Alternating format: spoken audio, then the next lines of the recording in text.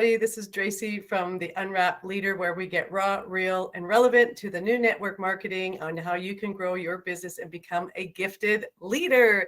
This is episode 53. And yes, I am going solo today. Our gorgeous Teisha, it's the first day of summer and she is working on a 5-day drop and's got lots going on. So I said, let me take the lead today.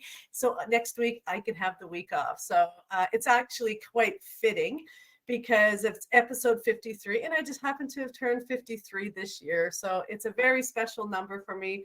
It actually makes me sit back and reflect, oh my God, I can't believe I'm actually 53. I really genuinely think back to maybe being about 33. I remember when I started started in the industry, and I was obviously about 22, 23 years old, over 30 years ago. And I remember setting my goals to be mortgage free by 33. And I can't believe it. That's 20 years ago. And now where I am. Well, again, here's where I am. Today's topic happens to be about making tough decisions for your future. And I know how we like to say we like to be relevant and real and raw about what's currently going on. Well, today I kind of have a few friends. Something's going on out there and lots of tough decisions, stress. And I feel I have a few friends here right now struggling with making some tough decisions. And I had given some advice. And I don't do it too often, or maybe I do. But anyway, I don't do it too often. But this was what I had sent to her. And, I guess it goes back on how many times in my lifetime I've made tough decisions. I've moved my entire family from Canada to Australia, geez, that's over 20 years ago, family of 4 and having, a multi-million-dollar business in Canada and leaving and starting all over again to start my business all over again with a family and moving to another country. So you can imagine, some tough decisions I've had to make over the years, but these are a few of the things that I had learned. And so let me just quickly share what I had actually sent her. First of all, I said I was thinking of you, but I said, remember, your head tells you what you should do based on the values of society and others. Your heart tells you what to do based on the values of your loved one.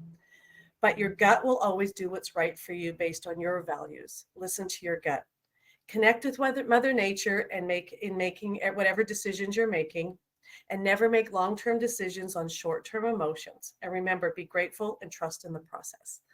And when I said that, she goes, oh my God, I love this. I'm going to screenshot this.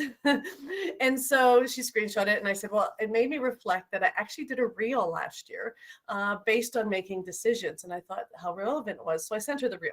So in saying that, I reflected on, she's not the only person I know trying to make some tough decisions right now. And so I thought this could make a really great topic today. So let's just share what I put in here. So first of all, I really wanted to say that our business, our network marketing business, really is a journey. And depending why you started, usually evolves to why we stay. And at some point, we do become faced with decisions on, do I go all in? Decisions, do I quit? Or whatever I'm doing right now is not serving me, and do I need to reevaluate? So these are some of the things I know that we go through when we start our network marketing business. And what I know is that your business is either growing or it's going. It's never kind of maintaining, because if it's maintaining, you're going to run out of gas, and soon enough your tank is going to be empty. And I know how important it is to be fueled up, so you're fired up, and you need to find your source in inspiration, and you need to really take a deep dive into your why and your values. So some of you may be in a current situation right now, and I'm just going to reflect. And I have been in all of these situations, and I'm currently seeing friends and business partners in these situations. But number one, you could be in a situation where this is your side hustle and you do work full time. You've got lots of other priorities and commitments. And soon over time, the stress and the pressure starts to play on you, and you need to give something up. And, again, that usually comes the easiest thing to give up. Usually people give up, but let's come back and reflect on that. The other one is that you're not maybe necessarily happy with your full-time job. You want to be your own boss and do what your side hustle full-time, but it's really scary. And taking a leap of faith is obviously something that you're sitting on the fence about. We know that's an issue a lot of people are faced with. Or you've been in the network marketing industry for quite some time. You've built a business. You've created a full-time income, but you start seeing things slowing down. Maybe you see distributors or leaders leaving the business, or maybe even your values are changing. But the bottom line is, something needs to change. So these are a few current situations I feel maybe a lot of you may be experiencing. If so, please share in the comments, maybe what is it that you're experiencing? Have you experienced any of these sort of things? So I guess, again, coming back to this is what inspired that podcast. And so I wanted to just share maybe a little bit of some of the tips that I've shared. And again, this specific reel that I may have done that had some advice in there. So first of all, people do make decisions all throughout the day. Most of them are quite straightforward and don't require too much thought. However, when situations are more complicated, it does have a long-term impact, and it's easy to feel unsure, and it's easy to feel hesitant. It's easy to feel stressed. And I know we talk about this lots, Teisha and I. Sometimes we can be overwhelmed and, feel distracted. And so we always kind of say it's time to let go and level up. But anyway, we definitely know decisions making is a process, and it's not something to do just immediately. And I definitely always recommend not to make long-term decisions on short-term emotions. So here's just a few steps that you can actually take. All right, are you ready? Get your notepad and paper. So number one is don't let stress get the better of you. It is easy to feel stressed out and feel anxious when you're faced with tough choices, but sometimes you tend to make rushed decisions without really thinking them through. So, or you avoid making the decision at all because of the stress and the stress of it, and it puts you off your game. So first of all, I highly recommend, this is so important, go for a walk. Go and get yourself in touch with nature, Mother Nature. I'm a really big advocate of grounding and getting your feet on the grass, get connected, feel the vibration of the earth. I'm a huge advocate for I guess, the energy and how you feel. But I definitely know nature has negative ions that helps create positive results. The beach is so fantastic, and the fact is you got the sand, the surf, the sun, which is all energy, or into Mother Nature in the sense of the rainforest or the forest because of the trees and the roots and the energy that they have. So that could sound a little bit woo-woo, but I guarantee go and take a walk and definitely reflect on the decisions that you need to make. Number two, again, give yourself some time. This is, if it's at all possible, I always say, just take that little bit of time to think about it. 24, 48, 72 hours. Sometimes you need to make a longer decision. Stop putting pressure on yourself. Again, take a deep dive into your gut and really feel. It's hard to think clearly when you're under pressure. So give your chance the time to sit on that problem while you can process your options and feel really confident about the course of action that you're going to choose. And again, it comes down to the things you fiercely value, you fiercely protect. And we've done a whole series on the things that you fiercely protect. Fiercely protect your future, your finances, your family, your frame of mind, your fitness, your faith. And if you're always come back to being in line on what you fiercely protect, it really helps you, I guess, get some perspective on your decision-making process. So then step three, this is really a good place and space to really reflect that, is weighing out the pros and cons. When you're faced with big decisions, sometimes you lose sight of the big picture. So again, write those pros and cons and each course of action that would come with them and compare them. And again, when it comes down to if you have your vision and your values very crystal clear in place, maybe you don't. And that is where you need to start with, is your vision. Where do you see yourself in 1 year, 5 years, 10 years from now? Again, a great exercise that I talk about that's really good to do is to write your name down and the people that are in your closest inner circle that you love and care about that are part of your future, and actually write down how old each one of you are.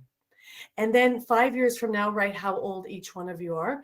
And then 10 years from now, how old each one of you are. And then really take that time to reflect on what do you see yourself doing, being, and having in each one of those age stages and ages, as well as with each person, the things you want to be doing and being and having with them. So your contribution to them. So this again helps bring you back into the perspective of these big, tough decisions. So number 4 is think about those goals and values. It's important to be true to ourselves and what we value in life. And when you factor in, when you factor into the decisions of things that are important to you, the best option might become so obvious. And again, taking those times to reflect on the things that are important. And then number 5 is consider all the possibilities. Making decisions can result in several different outcomes, and not all of them may be obvious, but when considering each option, don't list the positives and the negatives, write them all down. Do write the positives and negatives, write them all down. I'm looking at some of my show notes here. But again, write the positives and negatives of each thing. But again, look at all possibilities in your decision making and how it can reflect and how it can be relevant to you. Number 6 is take the time to actually talk it out. Somebody that you absolutely value, and somebody that's very helpful for you, or somebody that'll help give you another perspective on the issue, particularly when you're faced with a decision that is going to make a major impact in their life as well. And then number 7 is keep a journal, keep a diary. Literally, if you're feeling like this and feeling a bit of an emotional roller coaster, it might help to keep track of these feelings and write them down. And again, part of writing things down, I always like to say, is focus on the things that you're grateful for. Review, reflect, and rehearse what you really want to see coming and moving forward in the future. Okay, are we ready? Number 8, rethink your options.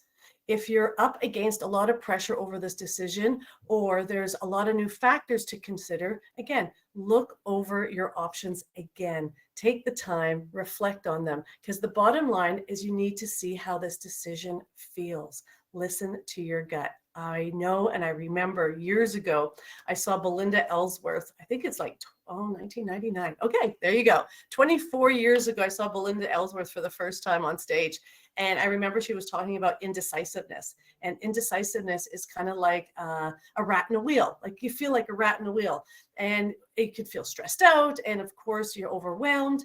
And so she said, no matter what, once you make that decision, you become incredibly overwhelmed with dedication, determination, and becoming very driven in that process.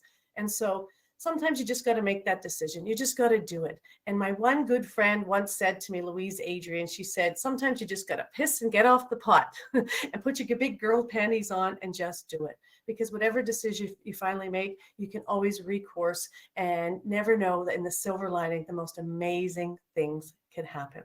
So I hope this episode has been helpful. I know it's not easy, and it's definitely not going to make the decision for you, but the bottom line is take the time, listen to your gut, go out in Mother Nature, be grateful for what you have, believe in the process, and know and believe that just magic can happen. So please like this episode or subscribe if you haven't subscribed. If you're listening on podcast, please give us a 5-star review. And if you haven't joined our Gifted Leader community, please go and join it, because we got some fun goodies coming up and lots of giveaways as well. So have a great day, and we'll see you in 2 weeks, because next week it is Teisha going live, going solo. Have a good day.